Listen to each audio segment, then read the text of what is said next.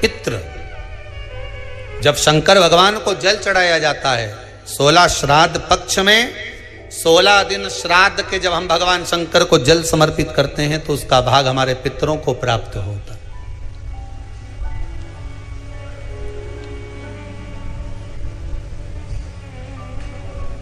केवल 16 श्राद्ध के दिन ही ऐसे होते हैं जिसमें शंकर भगवान को जल में दूध मिलाकर चढ़ाने की जगह दूध भले 1 चम्मच चढ़ा रहे हो पर अलग से चढ़ाओ, कच्चा दूध अलग से चढ़ाओ, उसके बाद भले तुम जल चढ़ा दो, पर लोटे में जल में दूध मिलाकर 16 दिन श्राद्ध पक्ष में नहीं ले जाना।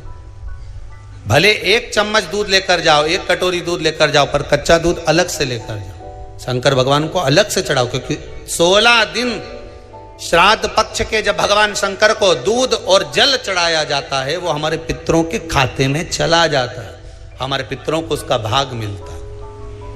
इसलिए शंकर भगवान को कच्चा दूध भी चढ़ाओ तो पानी में मिलाकर नहीं, एक अलग से 1 चम्मच ले जाओ, भले फिर शिव जी को चढ़ा दो, भले एक छोटा सा कटोरी में ले गए चढ़ा दिया, जल ले गए चढ़ा दिया, वो हमारे पूर्वजों को प्राप्त। क्या करना चाहिए अगर पितृदोष है और उससे निवारण करना है, शांति पाना है, तो क्या करना होगा? उसका एक ही तरीका महाराज, अमावस्या के एक दिन पहले 14 के दिन पीपल के 7 पत्ते लीजिए और 7 पत्ते पर शंकर का नाम ओम नमः शिवाय लाल चंदन से लिख दीजिए।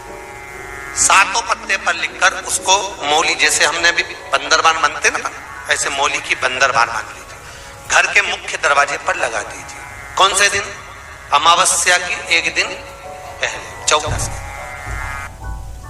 अमावस्या के दिन दोपहर के 12 बजे उस बंदरवाल को खोल लीजिए, दूध की कटोरी कच्चे दूध की हाथ में ले लीजिए और पत्ते का, पीपल के पत्ते का अग्रभाग उस दूध में डुबो दीजिए और उसको ले जाकर पीपल के पेड़ के नीचे ऐसा कैसा ही विसर्जन कर दीजिए, कटोरी वापस लेकर आ जाइए। मात्र 2 अमावस्या करोगे, आपके घर का पितृदोष समाप्त होगा, लक्ष्मी बढ़ेगी, घर से रोग समाप्त होगा और घर में प्रेम बढ़ेगा।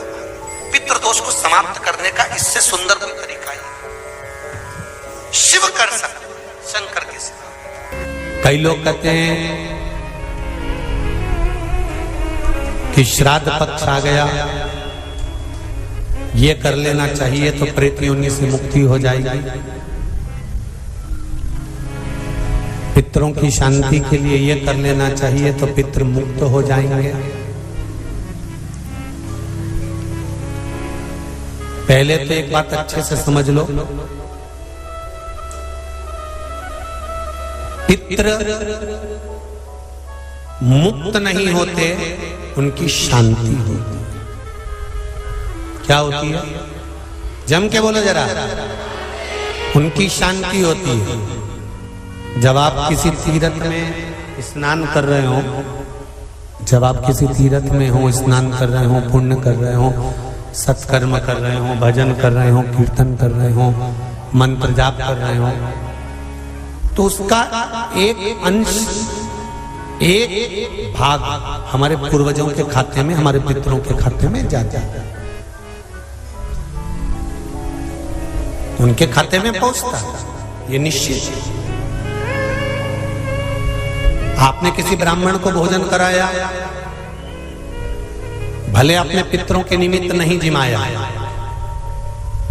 कोई ब्राह्मण को 1 गिलास पानी पिलाया, भले अपने पितरों के निमित्त नहीं पिलाया, पर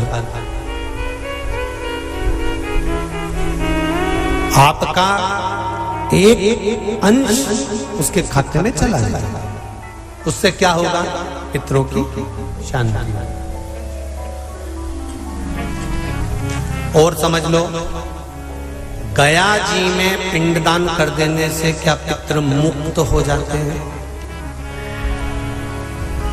बद्रीनाथ जाकर कपाल क्रिया करने से क्या पितृ मुक्त हो जाते हैं?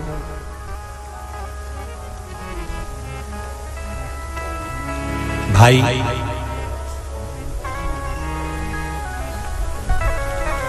गया जी जाना तो वहां के पंडा जी से पूछना, हम यहाँ पिंड दान कर देंगे तो क्या वो मुक्त हो गए? पंडा जी कहेंगे आप अपने पूर्वजों को गया का पिंड देकर, उनका पिंडदान कर कर आप उनको भगवान विष्णु के चरणारविंद में छोड़ गए। पर आप घर जाना तो घर पर जब जब श्राद्ध पक्ष आए तब ब्राह्मण को भोजन जरूर करो। भले तुम भूख मत देना, कौवे का मत निकालना, पर एक काम जरूर करना कि ब्राह्मण भोज कराना। उससे क्या होगा? 16 श्राद्ध में जब हमारे पितरों को, हमारे पूर्वजों को पितृलोक से छोड़ा जाता है तो वो सबसे पहले जिस घर में रहे होते हैं, जहां उनका पिंड घर में दिया होता है, जहां रहे होते हैं, सबसे पहले वो वहां आते हैं, सबसे पहले वहां आएंगे। और अगर तुमने उनकी तिथि पर, उनके वार पर अगर आपने भोजन करा दिया है तो उनकी मुक्तता नहीं, उनकी शांति हो जाती है।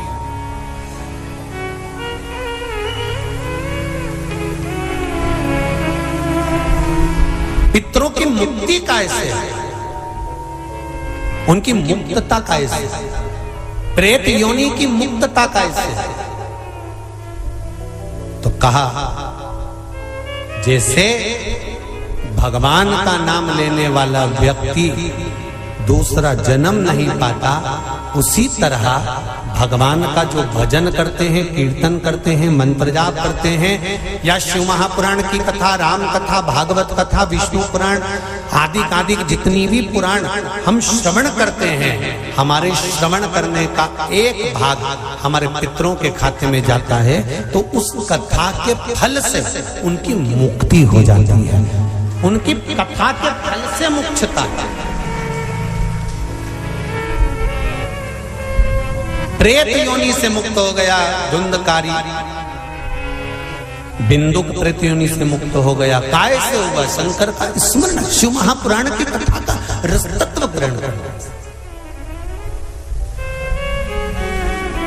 राम कथा, भागवत कथा का मात्र स्मरण करना, उससे मुक्त।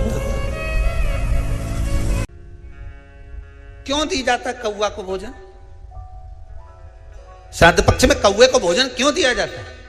क्यों छत पर ले जाकर रोटी का टुकड़ा डालते हैं?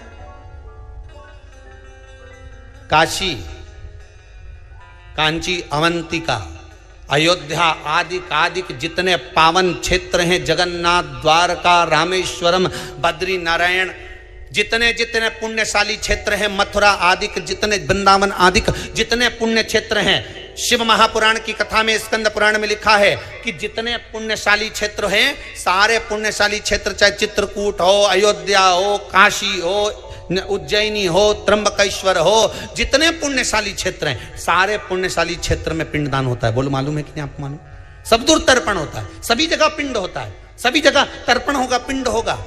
तो श्राद्ध पक्ष में तुम इतनी सारी जगह जाकर तर्पण कर सकते हो क्या? जम के बोलिए, नहीं कर सकते। इतनी सारी जगह जाकर पुण्य कर सकते हो क्या? नहीं कर सकते। इतनी सारी जगह जाकर तुम ब्राह्मण को भोजन करा सकते हो क्या? नहीं। इतनी सारी जगह जाकर ना पिंड दे सकते, ना तर्पण कर सकते, ना पुण्य कर सकते। अब ये 16 दिन में इतने तीर्थ कितने हजारों में तीर्थ, इतने तीर्थ में जाकर कहां पुण्य करोगे, कहां पिंड दोगे? तो उसका एक निर्णय निकाल दिया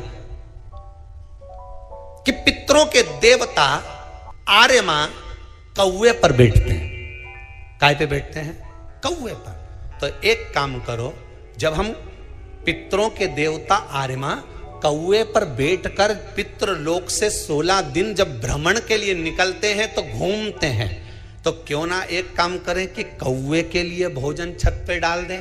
हमारे छत का कौवा जब अन्न का भाग ग्रहण करेगा, पितरों के देवता को बिठाकर जब घूमने के लिए निकलेगा, तो जहां जहां घूमने जाएगा, जब जब बीच में कोई तीर्थ पड़ जाएगा, तो वहां के पिंडदान का फल हमको मिल जाएगा। इसलिए कौवे को भोजन कराया जाता है। एक कौन सी सब्जी होती है जो पितृपक्ष में ब्राह्मण को भोजन कराते समय नहीं बनाई जाती? एक तो कुमड़ा, दूसरा पत्ता गोभी, जो बंद गोभी होती है ना, वो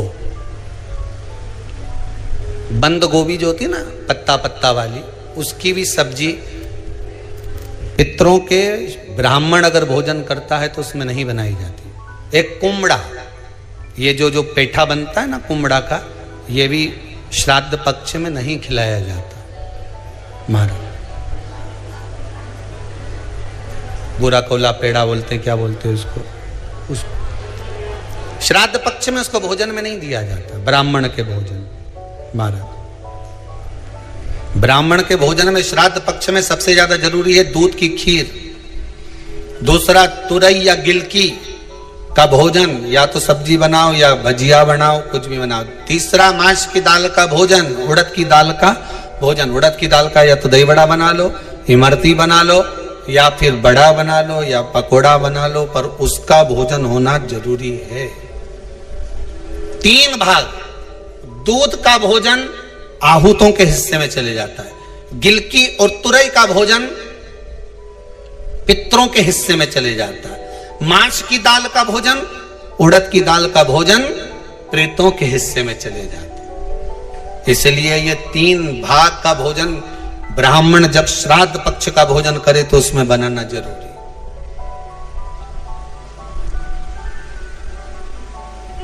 बहुत जरूरी। आपके यहां जब श्राद्ध हो भोजन अवश्य